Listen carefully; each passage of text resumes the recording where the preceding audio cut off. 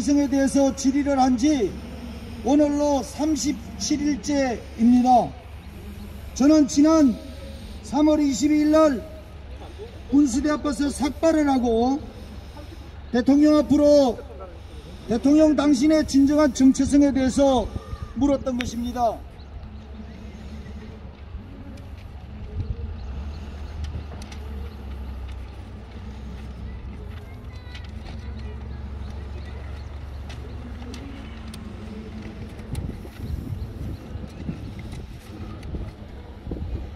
현재 수많은 국민들이 문재인 대통령과 이 정부에 대하여 끊임없이 제기하고 있는 그 사상과 정체성의 불투명한 의혹에 대해 더 이상 침묵하지 말고 광화문 광장으로 즉각 나와 국민 앞에 낱낱이 밝혀줄 것을 촉구한다고 8가지에 대해서 하나하나 조목조목 제가 그 정체성에 대해서 응답하라고 요청을 했었습니다.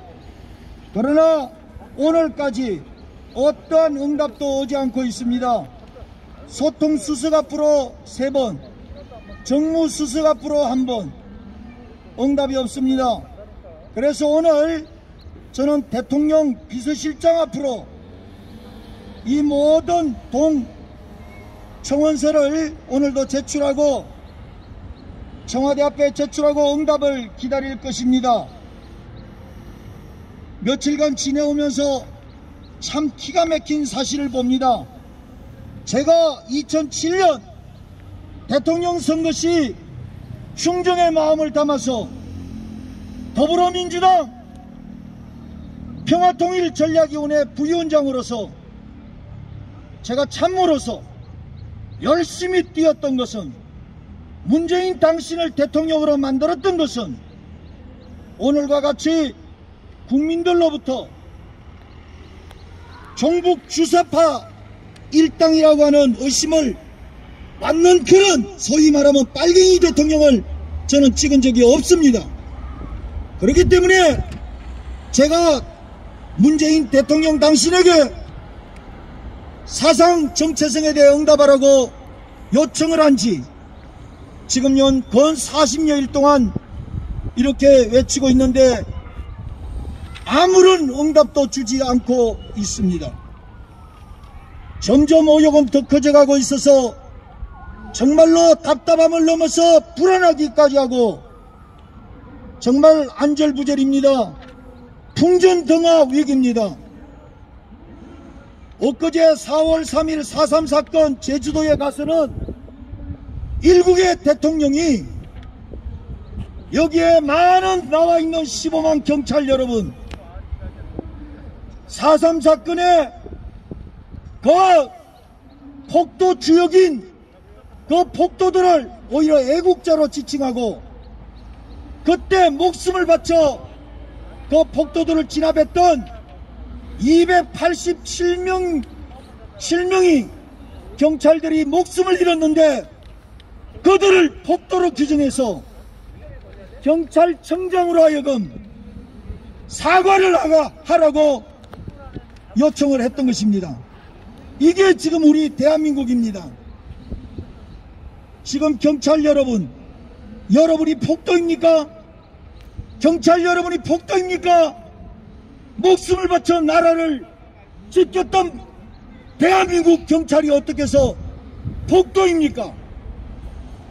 어떻게 현직 경찰청장으로 하여금 그 4.3 사건 주범으로 경찰청장이 나와서 사과하라고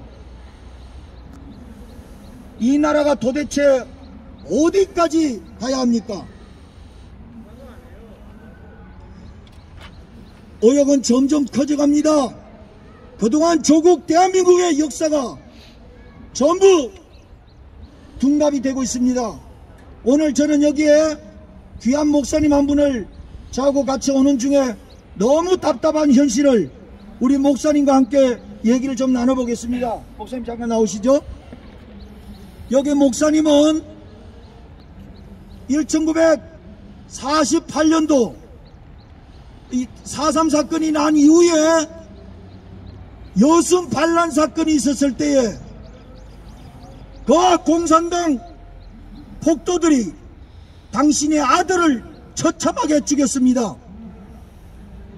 그 손양은 사랑의 원자탄 목사님, 그 목사님의 셋째 사위이십니다.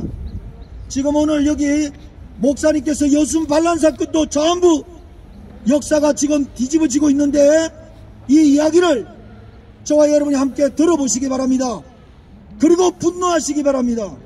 목사님, 여순 반란 사건이 오늘 전부 뒤집어져서 이렇게 좀 역사가 왜곡되고 있는데 목사님께서 이 사실에 대해서 한번 손양원 목사님의 사위로서 한번 말씀을 좀 나누시죠. 네, 정말 분노하지 않을 수가 없습니다. 저는 아스팔트에 나와서 지금 광화문 광장 세종대왕상 앞에서 293일째 우리가 기도회를 하고 있습니다. 그 이유는 이 나라가 좌경화되고 주사파 세력에 의해서 완전히 나라가 빨갱이 나라가 되어가고 있기 때문입니다. 오늘 심양식 목사님이 잠시 얘기를 했지만 여순 순천 반란 사건은 엄연한 반란 사건입니다. 아직도 그 유족들이 생생하게 살아있는데 이것을 민주항쟁이라고 뒤집고 있습니다. 아니 그러면 순교자가 개죽음을 당했단 말입니까? 왜 아무 죄도 없는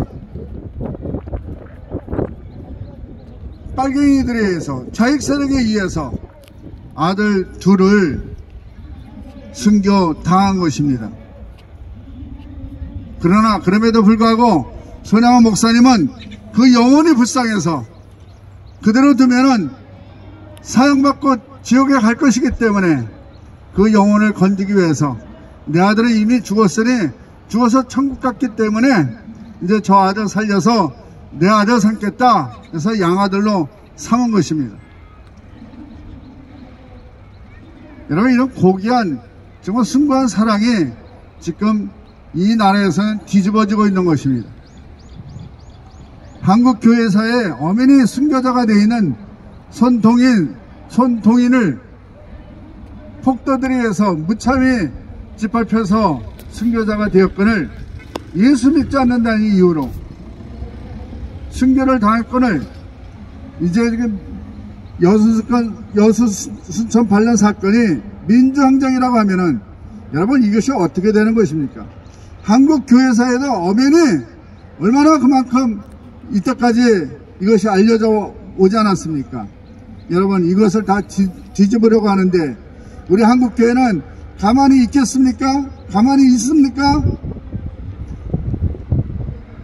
우리의 믿음의 선진들을 보면 나라가 위기에 처했을 때 바른 길로 가지 않고 있을 때 교회가 먼저 일어나서 국민들을 깨우고 바른 길로 인도할 수 있도록 외쳤습니다. 그러나 한국교회는 지금 뭐하고 있습니까? 대한교회를 비롯해서 많은 우리 성도들이 그저 정부가 이 좌편향으로 끌어가고 있는데 묵묵부답으로 그냥 자기 잘 먹고 잘 살기 위해서 있다고 하면은 그것이 어떻게 성도입니까? 그것이 어떻게 교회입니까?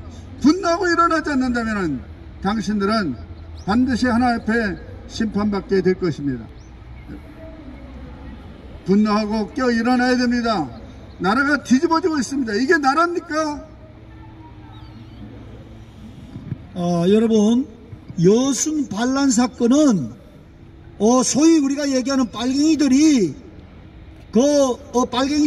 빨갱이들을 토벌하는 그런 중에 일어난 사건인데 거기에 오늘 요 목사님은 당신의 아들 둘이가 공산당의 괴들에 의해서 처참히 살해를 당했을 때 그 사형 선고를 그 주범이 받았을 때 그 죽인 아들을 당신의 아들로 양자로 삼았던 사랑의 원자탄 손양원 목사님의 사위입니다.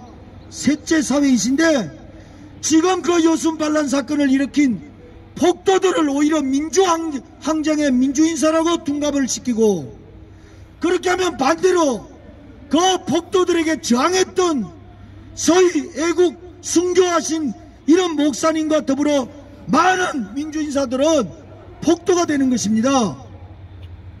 이렇게 역사를 지금 종북 주사파 빨갱이들이 역사를 왜곡하고 있는데 얼마나 통탄할 일이 아니겠습니까? 오늘 여기에 경찰관 여러분 잘 들으세요. 15만 경찰 여러분, 여러분들